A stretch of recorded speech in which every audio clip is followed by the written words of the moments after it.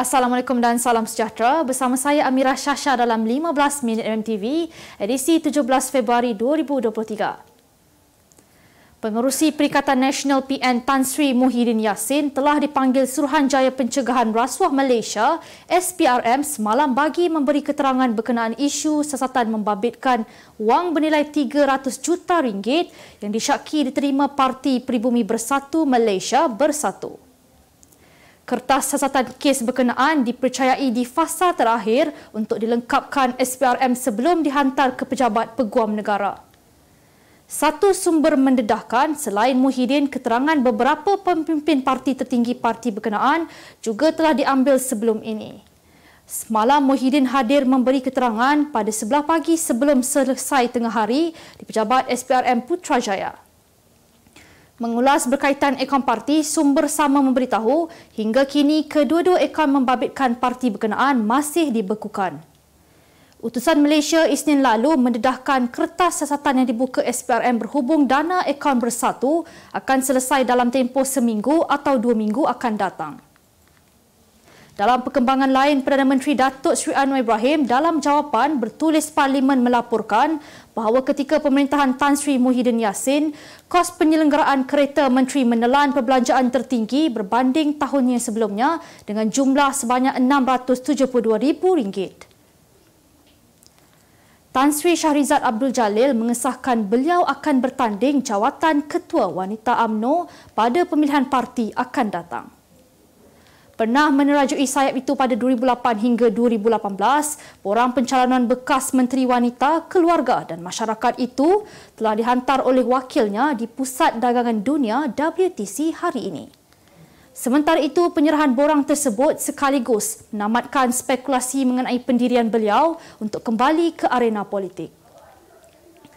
Terdahulu, Datuk Seri Dr. Nur Aini Ahmad juga mengesahkan akan mempertahankan jawatan Ketua Wanita UMNO yang sedang disandangnya kini.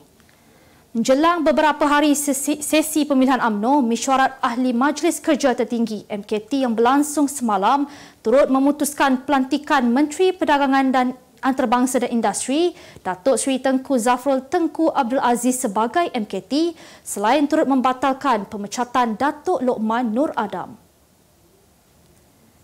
Kementerian Kesihatan Malaysia, KKM akan mengadakan pertemuan bersama doktor kontrak pada 22 Februari depan. Menteri Kesihatan Dr. Zaliha Mustafa dalam satu hantaran di laman Twitternya memberitahu pertemuan berkenaan akan bermula pada pukul 4 hingga 6 petang di Dewan Serbaguna KKM Putrajaya. Dalam hantaran sama, Zaliha memberitahu bahawa perancangan berhubung isu berkenaan telah dilakukan. Terdahulu, Zaliha menerusi video di laman TikToknya menggesa mana-mana petugas kesihatan agar tidak terlibat dalam tindakan mogok mengejut. Menurut Zaliha, jalan yang terbaik adalah berjumpa dengannya atau berhubung dengan pegawai beliau untuk mencari jalan penyelesaian. Bagaimanapun, kenyataan tersebut dipersoal hartal doktor kontrak yang mendakwa menteri itu terlalu sibuk untuk mereka menetapkan tarikh pertemuan. Peperiksaan Sijil Pelajaran Malaysia SPM 2022 akan dijalankan bermula 20 Februari hingga 15 Mac depan melibatkan seramai 403,637 calon bagi ujian bertulis. Kementerian Pendidikan Malaysia KPM berkata seramai 131,318 petugas pemeriksaan dilantik bagi memastikan kelancaran pengurusan dan pengendalian peperiksaan tersebut. Dalam perkembangan berbeza, segelintir calon SPM yang menduduki ujian mendengar bahasa Inggeris semalam tular di Twitter susulan kualiti audio yang dikatakan tidak jelas. Salah seorang calon yang menduduki ujian itu berkata, audio tidak dapat didengari dengan keadaan dewan bergema dan situasi itu berbeza dengan ujian mendengar bahasa Melayu yang boleh didengari dengan jelas. Rata-rata calon meluahkan rasa kesal kerana mengalami isu yang sama serta menganggap situasi itu merupakan sesuatu yang berada di luar jangkaan mereka.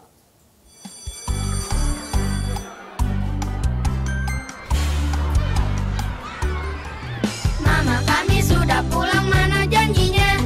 Jujur ada yang enak. Anak-anakku yang pintar ini mama buatkan. Jujur ada yang enak. Jujur ada kesukaan.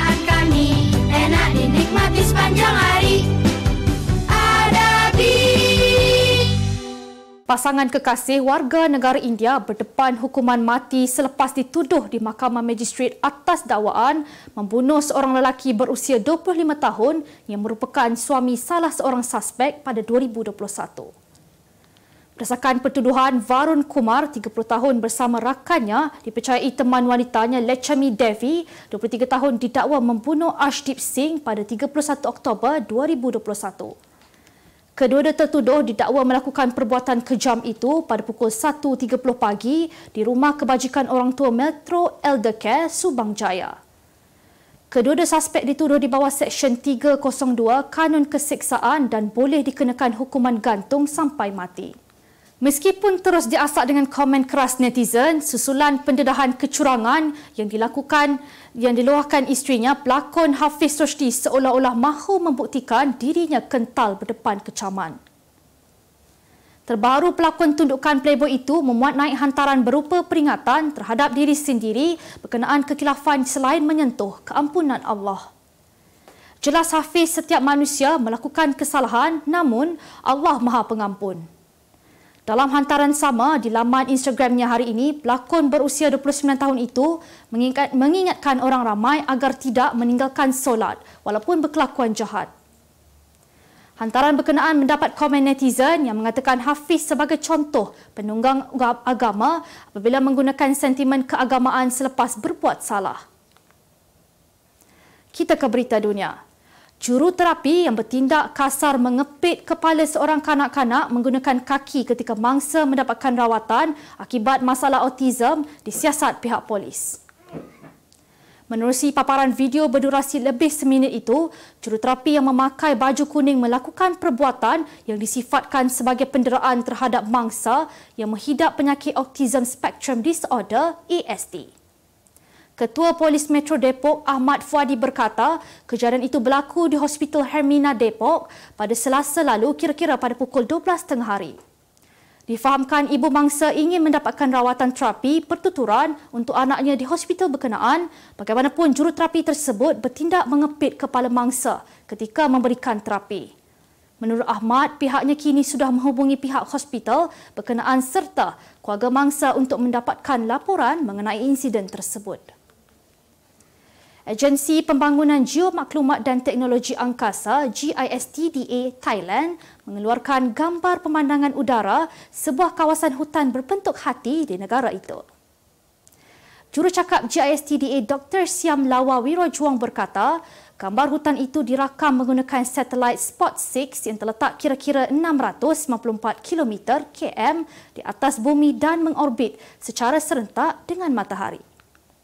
Jelas beliau, hutan berbentuk hati itu terletak di daerah Piaha Mangrai di Chiang Rai dan berhampiran sebuah kuil Buddha Wat San Titam. Tambahnya, hutan itu berfungsi sebagai Green Heart yang menyediakan udara segar dan bersih bagi beberapa kampung berdekatan selain turut dikelilingi dengan sawah padi dan ladang ubi kayu yang diusahakan oleh penduduk berhampiran.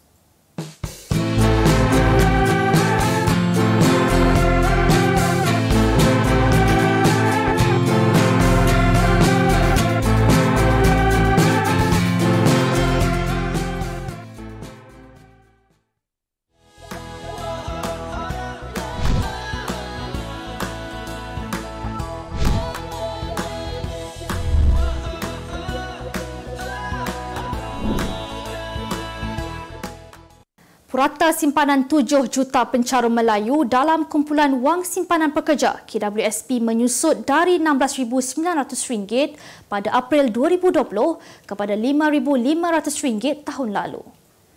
Timbalan Menteri Keuangan Datuk Seri Ahmad Maslan berkata simpanan RM1.4 juta Bumiputera lain turut mengalami penyusutan daripada RM10,600 kepada RM3,300.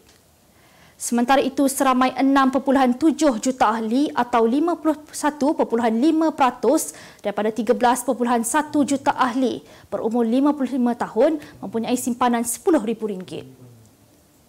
Menurutnya, mereka yang mempunyai simpanan kurang daripada RM10,000 itu melibatkan kumpulan B40 dan M40. Selain itu, jumlah purata simpanan ahli melibatkan semua kaum telah berkurangan sebanyak 50% pada 2019 iaitu sebelum COVID-19 melanda kepada RM8,100 selepas pengeluaran dibenarkan. Sebanyak RM145 bilion telah dikeluarkan oleh 8.1 juta ahli semasa COVID-19 melanda negara. Kesatuan Kebangsaan Pekerja-Pekerja Bank NUBE menang kes terhadap HSBC Bank Malaysia Berhad. HSBC berhubung pemecatan dua pekerjanya, Sarimah Awang Senik dan Setupati Tiaga Najan. Sarimah dan Setupati Tiaga Najan telah dipecat atas alasan mengambil bahagian dalam aktiviti Kesatuan Sekerja 4 tahun lalu serta mengeluarkan kenyataan yang meremehkan. Pengerusi Mahkamah Perusahaan Kuala Lumpur, Rajeswari Karupiah, memerintahkan supaya jawatan asal kedua-dua dikembalikan dalam tempoh 30 hari dari tarikh award diberikan. Mahkamah Perusahaan memutuskan Seksyen 22-1 Akta Kesatuan Sekerja 1959 tidak pernah meletakkan sebarang pengecualian atau had mengenai perkataan yang perlu dipatuhi oleh ahli kesatuan. Kita beralih ke berita sukan. Liga Malaysia, Liga M menunjukkan perkembangan positif selepas kes tunggakan gaji pasukan semakin menurun dalam tempoh 5 tahun sekaligus terus bersaing sebagai antara liga terbaik di rantau Asia.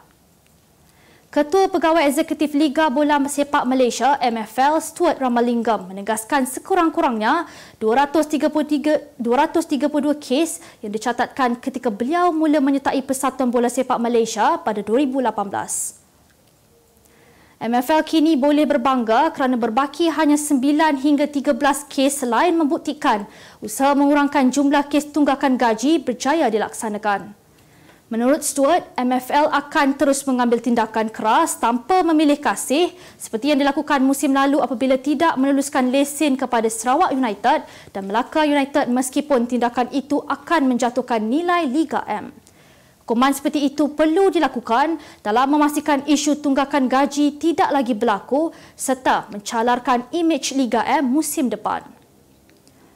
Meskipun harapan untuk melihat skuad badminton negara muncul juara kumpulan B tidak kesampaian, namun Malaysia masih berjaya melangkah ke suku akhir kejohanan badminton campuran Perpasukan Asia BAMTC 2023. Pasukan negara menamatkan saingan kumpulan B sebagai naib juara selepas tewas pada India 1-4 petang semalam. Pemain perseorangan lelaki India, HS Pranoy mengumpul mata sulung buat pasukannya apabila beliau bangkit daripada kekalahan set pertama untuk mengetepikan jagoh negara Lee Zija 18-21, 21-13, 25-23 dalam perlawanan pembukaan. Selain itu, perseorangan wanita beregu wanita negara dan beregu campuran negara turut gagal menghadirkan buah mata buat negara.